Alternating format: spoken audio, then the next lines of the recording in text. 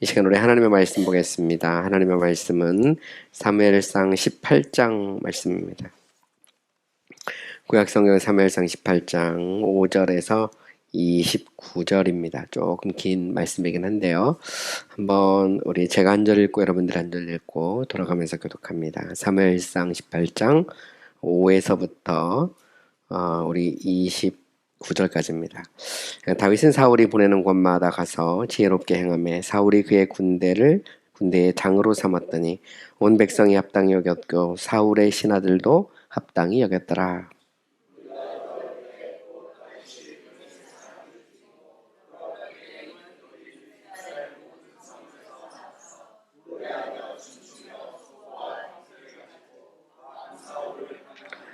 여인들이 뛰놀며 노래하여 이르되 사울이 죽인 자는 천천히요 다윗이 죽인 자는 만만히로다 한지라.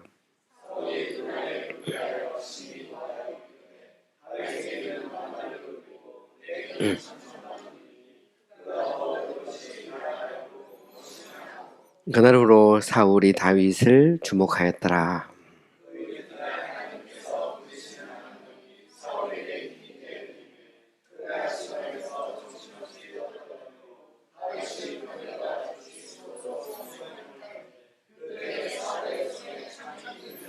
그가 스스로 이르기를 내가 다윗을 벽에 박으리라 하고 사울이 그 창을 던졌으나 다윗이 그의 앞에서 2번 피하였더라.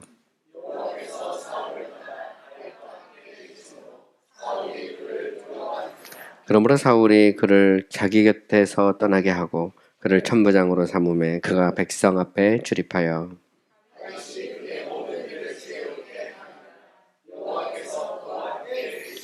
사울은 다윗이 크게 지혜롭게 행함을 보고 그를 두려워하였으나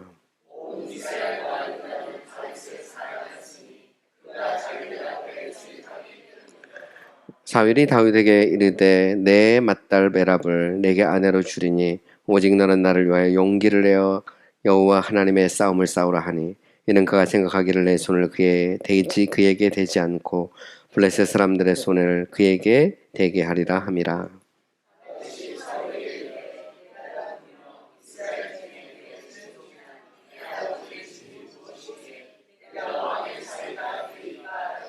사울의 딸 메랍을 다윗에게 줄 시기에 모홀라 사람 아드리엘에게 아내로 주었더라.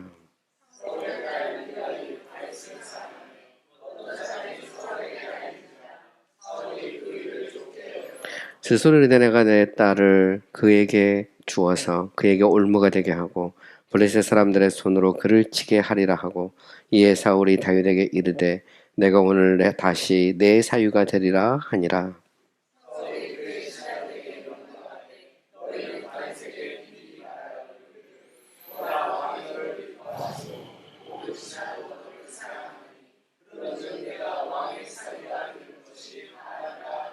사울의 신하들이 이 말을 다윗의 귀에 전하매 다윗이 이르되 왕의 사유가 되는 것을 너희는 작은 일로 보느냐 나는 가난하고 천한 사람이라 한지라.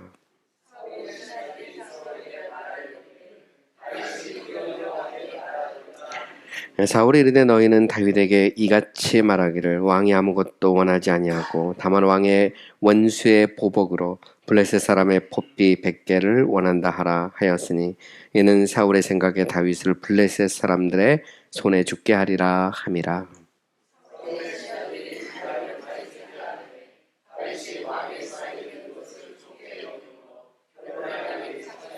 다윗이 일어나서 그의 부하들과 함께 가서 블레셋 사람 200명을 죽이고 그들의 포피를 가져다가 수대로 왕께 드려 왕의 사유가 되고자 하니 사울이 그의 딸 미갈을 다윗에게 아내로 주었더라.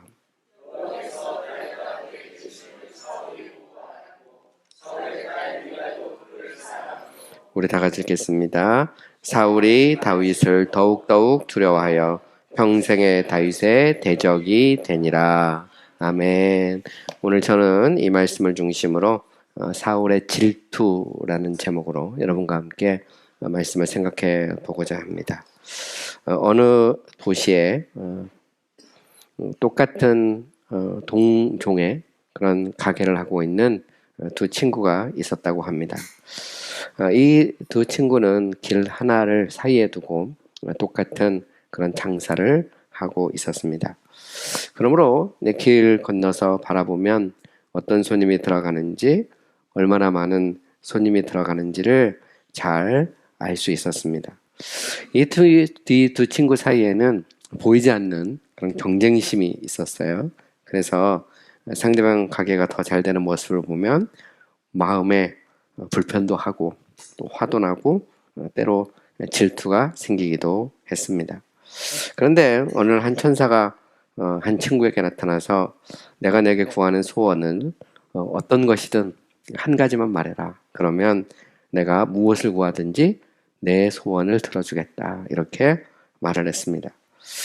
그러면서 또 천사가 말하기를 만약에 내가 너의 소원을 들어주면 상대방 그 친구에게는 두 배나 더 주겠다. 이렇게 말을 했습니다.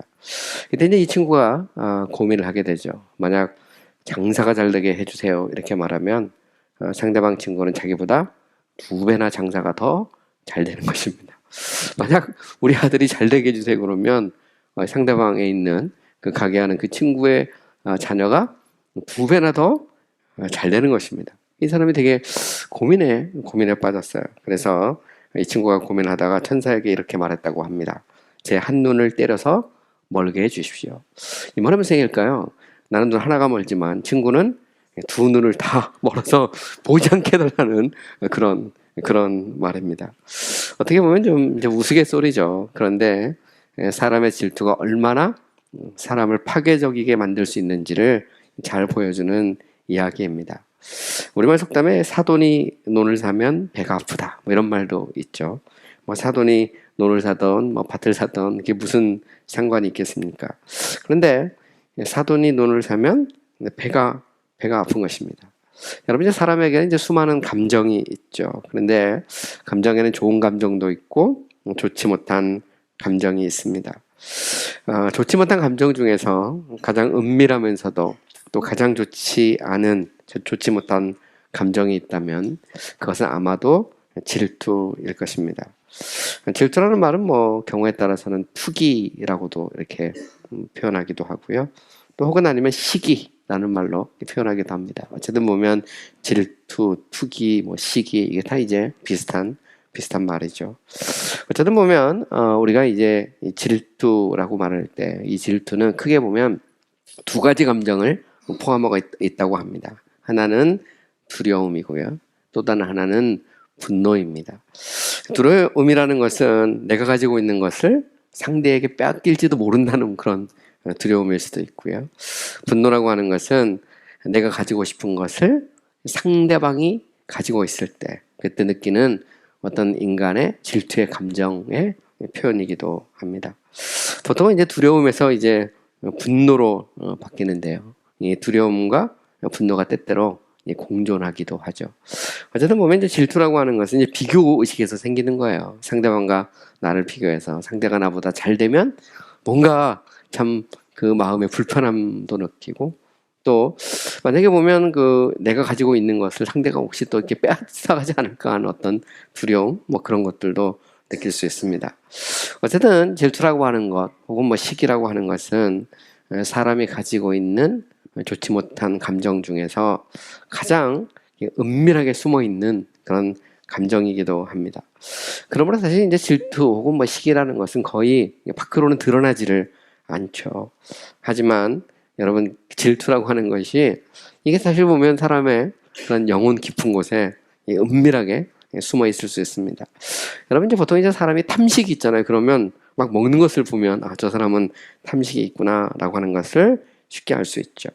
또 어떤 사람이 게을러요. 게으르면 삶을 보면 금방 알 수 있습니다. 저 사람은 게으른 사람이구나 하는 것을 알 수 있습니다.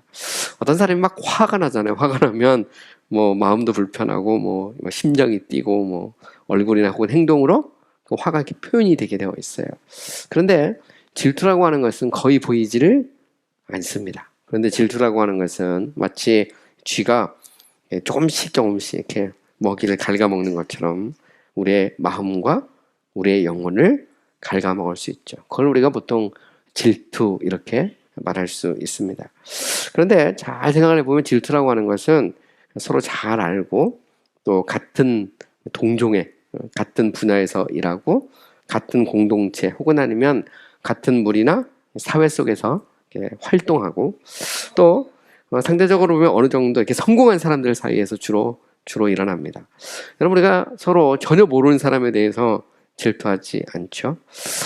질투는 비교적 잘 알거나 혹은 거의 비슷한 그런 부류나 혹은 같은 직업군에 속한 사람들 사이에서 일어나죠.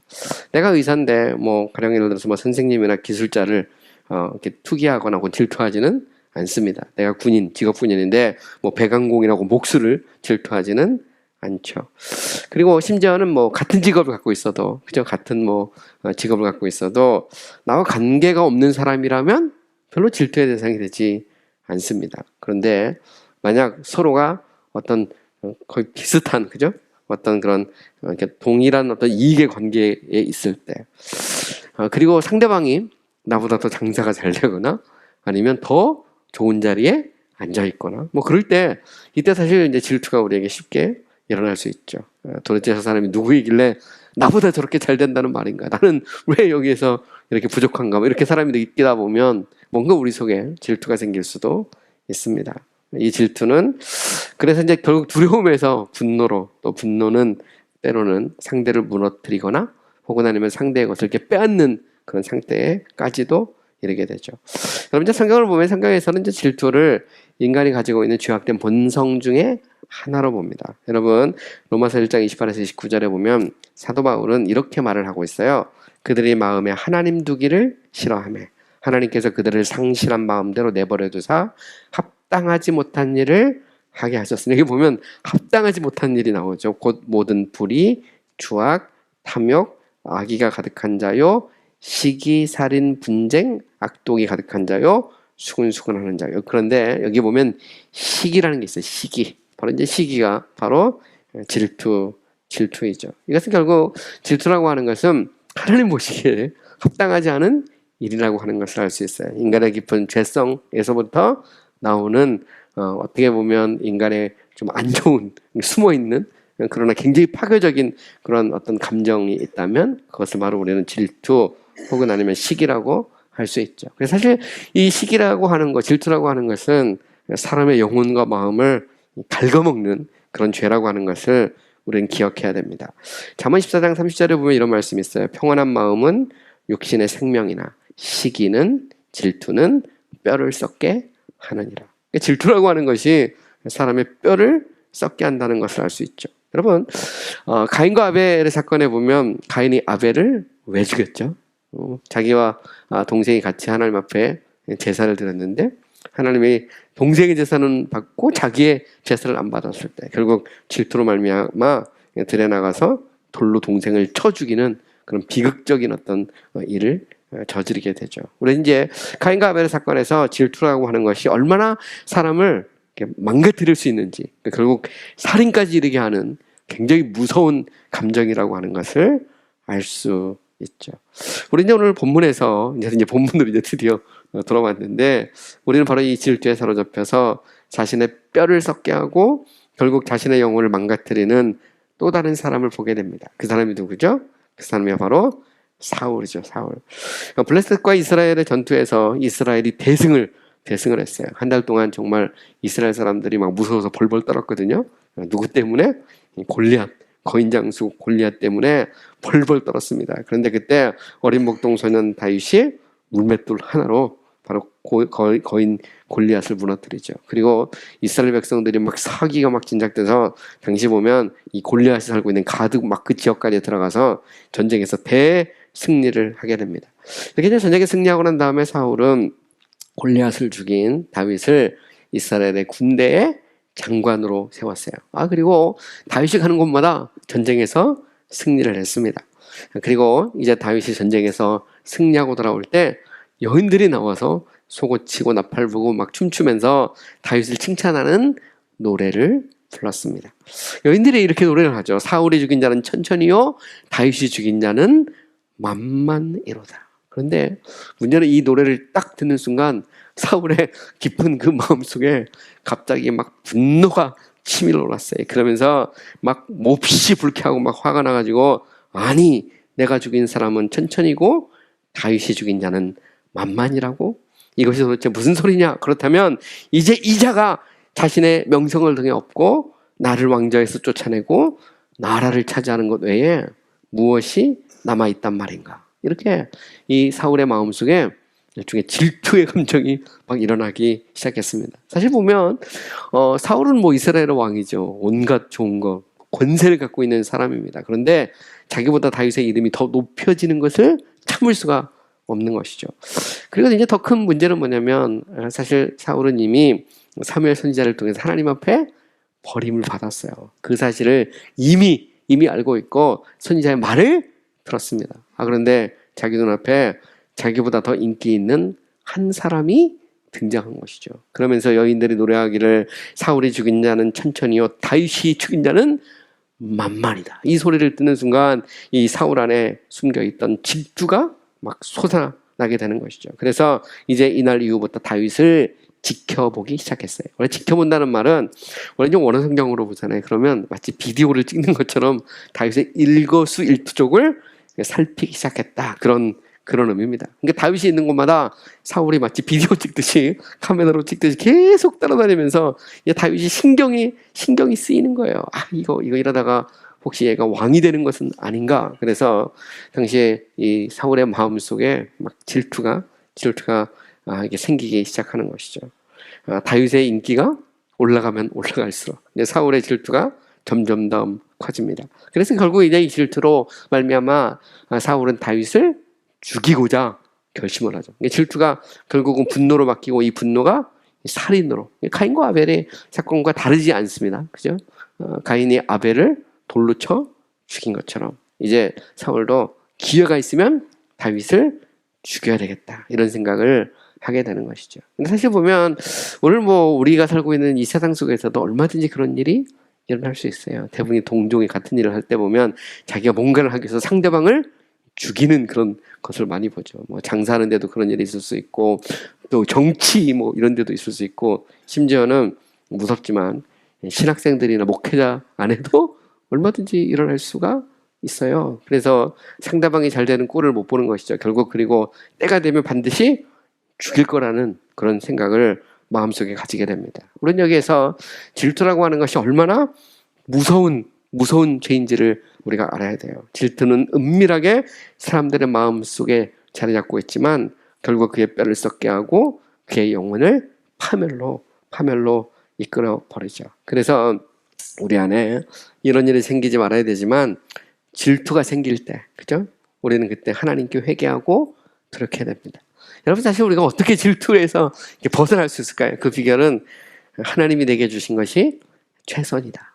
그런 마음이 있어야 돼요. 그러니까 사람이 자꾸 비교의식, 열등의식을 갖게 되잖아요. 그러면 이제 사람이 자기도 모르게 질투심이 생기게 되고 질투는 분노로 바뀌고 분노는 결국 사람을 죽이고자 하는 어떤 살인의 충동까지 이어지는 것을 볼 수 있는 것이죠. 그래서 우리는 늘 하나님이 주신 것에 대해서 감사하고 기뻐하는 그런 마음이 우리에게 있어야 됩니다.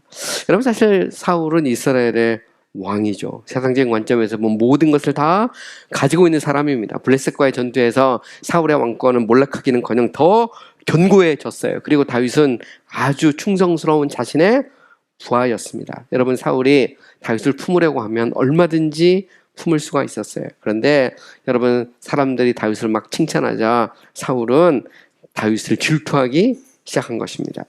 그리고 나서 바로 이렇게 막 그 마음속에 죽이고자 하는 마음까지 도달했을 때 오늘 본문을 잘 보시면 하나님이 부르시는 악령이 사울에게 임하는 것을 볼 수 있죠. 결국 질투는 사단의 역사를 부르게 됩니다. 그래서 정말 사울이 미쳐가지고 온 집안을 중얼거리 막 돌아다니죠. 그때 다윗이 이렇게 수금을 타자 사울이 다윗을 죽이려고 창을 2번이나 던지는 사건이 일어납니다. 다윗은 다행히도 이제 사울의 창을 두 번 피했어요. 그리고 하나님께서 이 다윗과 함께하는 모습을 보면서 당시 사울은 다윗을 더욱 두려워하게 됐습니다.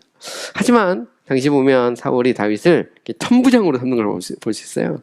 다윗이 이뻐서가 아니라 천부장으로 삼으면 1000명의 병사를 거느리는 사람을 삼으면 블레셋과 싸움에서 죽을 것이라 이렇게 생각을 해서 다윗이 이뻐서가 아니라 좀 더 합법적인 방법으로 다윗을 죽이려고 천부장으로 세우게 되죠. 그런데 문제는 뭐냐면 다윗을 이렇게 장수로 세우잖아요. 그러니까 이 다윗이 더 지혜롭고 그래서 전쟁도 잘하고 싸움도 잘하고 백성들의 마음이 점점 다윗에게 쏠리는 것을 보게 되죠.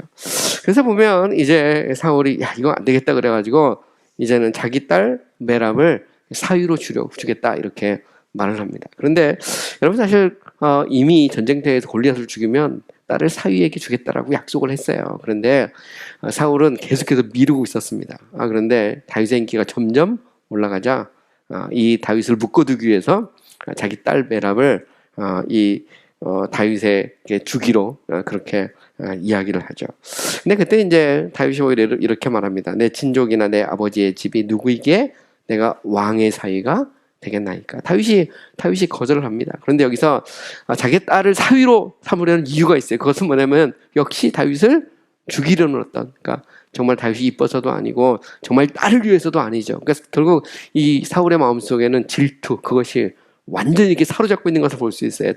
딸보다도 다윗을 죽이는 것이 먼저입니다. 다윗을 죽이기 위해서 미끼로 자기 딸을 사위로 주겠다 이렇게 말을 한 거예요. 그런데 다윗이 저는 자격이 없습니다 이렇게 말하니까 당시 보면 모올렛 사람 아드리엘에게 메랍을 시집을 보내버리게 되죠. 그런데 사울이 또 다른 딸 미갈이 다윗을 연모한다는 말을 듣게 돼요. 그래서 이렇게 물어보니까 다윗을 좋아하는 거야. 그래? 그러면 다윗을 이제 이 자기 딸 그 미갈에게 주겠다 이렇게 말을 하죠. 그런데 여기서 이제 미갈을 주는 것도 조건이 있습니다. 그건 뭐냐면 다윗을 죽이려는 거예요. 그래서 블레셋 사람 100명을 잡아서 포피라는 것은 머리털, 이제 머리 가죽을 벗겨서 가져오면 사위로 삼겠다 이렇게 말을 하죠. 그것은 가서 죽으라는 그런 말입니다. 당시 보면 이 블레셋 사람들은 굉장히 강력한 그런 군사력을 갖고 있었어요. 우리가 보통 이제 청동기 문화, 철기 문화 이렇게 말하잖아요. 당시 이스라엘은 청동기 문화입니다. 청동기 문화고 블레셋 사람들은 철기 문명이었어요. 그래서 당시에 이 사울의 군대에는 변변한 무기조차 없었습니다. 반면에 블레셋 사람들은 철기로 무장되어 있는 강력한 군대였고요. 그리고 골리앗만 죽었지 또 다른 거인 장수들이 당시에 이 블레셋에는 즐비했거든요. 이런 상황에서 다윗을 죽이려면 결국 싸움터에 내보내야 되는데 그 비결 중에 하나가 자기 딸 미갈을 주면 그리고 100명의 머리가죽을 벗겨와라 이렇게 말을 하면 결국 죽을 것이다 이렇게 생각해서 자기 딸 미갈을 죽이기로 한 것이죠. 그런데 여러분 다윗이 100명이 아니라 200명을 죽이고 200명의 머리가죽을 이렇게 가져오는 것을 볼 수 있습니다. 그래서 결국 어쩔 수 없이 딸 미갈을 당시 이 다윗에게 주게 되고 그리고 다윗을 왕의 사위로 삼게 되죠. 우리는 여기까지 보면 다윗이 승승장구하는 것을 볼 수가 있어요. 일개 목동이었던 사람이 골리앗을 죽이고 이스라엘의 장군이 되고 천부장이 되고 더 나아가서 왕의 사위까지 된 것입니다. 어떻게 보면 저 하이라키의 맨 꼭대기까지 최고의 권자 위에까지 올라간 사람, 그 사람이 바로 다윗이죠. 그런데 결국 이제 하나님께서는 이 다윗을 곤두박질치게 만듭니다. 거기에 대해서 우리가 이제 다음 시간에 좀 더 우리가 구체적으로 생각을 해보게 되고요. 어쨌든 보면 사울은 다윗을 평생 동안 미워했어요. 그리고 다윗을 죽이기 위해서 계속해서 추격하고 또 추격했습니다. 반면에 다윗은 사울에 대한 어떤 애정, 사울에 대한 어떤 충성심 이것을 포기하지 않았어요. 그리고 사울을 죽일 수 있는 기회가 여러 번 있었지만 다윗은 끝까지 하나님께서 기름 부은 그런 왕을 죽이지 않았죠. 그리고 이제 때가 되었을 때 하나님께서 다윗을 이제 이스라엘의 왕으로 삼아주셨습니다. 사울은 다윗을 계속해서 죽이려고 했지만 하나님께서 다윗을 지켜 주셨기 때문입니다. 여러분 우리가 아무리 이 세상을 살면서 누군가에게 질투를 막 당하고 누군가가 막 우리를 죽이려고 해도 하나님께서 우리와 함께 하시면 결코 죽일 수가 없는 것이죠. 여러분 어떻습니까? 여러분 혹시 그 질투해 보신 적이 있으십니까? 아니면 여전히 여러분의 마음속에 질투하는 마음을 가지고 있는지 모르겠어요. 혹은 아니면 여러분이 질투의 대상이 되어 보신 적이 있는지 혹시 모르겠어요. 장사를 하는데 같은 그런 동종의 장사에서 막 상대방이 막 나를 막 질투하고 그래서 나를 막 죽이려 하고 하는 어떤 그런 경험을 해본 적이 혹시 없는지 모르겠습니다. 저도 뭐 그런 적이 있었던 것 같아요. 저도 보면 뭐 굉장히 좀 힘들고 어려운 뭐 그런 관계도 있었거든요. 근데 그것이 되게 이제 고통스럽기도 하고 힘들기도 했던 것 같아요. 그러니까 상대방이 이렇게 자꾸 비교하고 막 질투하고 이런 것들을 막 느껴지고 나중에는 결국 막 칼 들고 쫓아올 때 보면 참 그게 좀 힘들고 어렵죠. 뭐 그로 인해서 고통도 겪고 그랬지만 그러나 그 속에서도 이제 하나님을 바라보는 거 그게 되게 중요한 것 같아요. 우리 이제 사울과 다윗의 어떻게 보면 전혀 다른 모습을 보잖아요. 그죠? 사울은 막 질투해서 계속 죽이려 하고 다윗은 하나님을 의지하고 바라보고 때로는 정말 자신의 모든 것을 내려놓고 광야로 쫓겨갔지만 그럼에도 불구하고 원수 갚지 않고 자신의 인생을 하나님께 맡기고 있는 그런 다윗의 모습을 보게 되죠. 여러분은 어떤 인생을 살고 싶습니까? 사울처럼 그렇게 많은 것을 가지고 있지만 그럼에도 불구하고 상대방을 용납하지 못하고 질투하고 죽이려 하고 어떤 인생을 살 건지 아니면 때로는 좀 힘들고 어려워도 그죠? 때로는 질투의 대상이 돼도 하나님이 함께 하시고 하나님이 지혜도 주시고 또 때로는 좀 우리가 어려워도 계속해서 다시 용서하고 하나님의 인도를 구하고 끝까지 참고 인내하는 어떤 다윗의 길을 걸 것인지 우리 이제 이 말씀을 통해서 우리가 생각해 볼 수 있습니다. 여러분 이제 성경이 말하고 있는 질투라고 하는 것은 뿌리 깊은 은밀한 죄입니다. 성경은 질투는 우리의 뼈를 썩게 하고 우리의 영혼을 파멸로 이끈다는 사실을 사울의 예를 통해서 명확하게 보여줍니다. 그렇다면 우리가 어떤 인생을 살지 오늘 이 오후 시간에 다시 한번 생각해 봤으면 좋겠어요. 그래서 오히려 하나님이 주신 것에 대해 감사하고 하나님 내가 부족하고 연약하지만 내 안에 혹시 비교하는 그런 어떤 마음이 있다면 하나님 내려놓게 하시고 하나님 내 인생을 축복해 주시고 혹시 만약에 정말 그 주변에서 힘들게 하는 사람이 있다면 용서할 수 있는 마음 또 그 사람에게 너그러운 마음 부드러운 마음을 달라고 기도하는 이 시간 됐으면 좋겠습니다. 우리 다 같이 기도합시다. 오늘 말씀을 기억하면서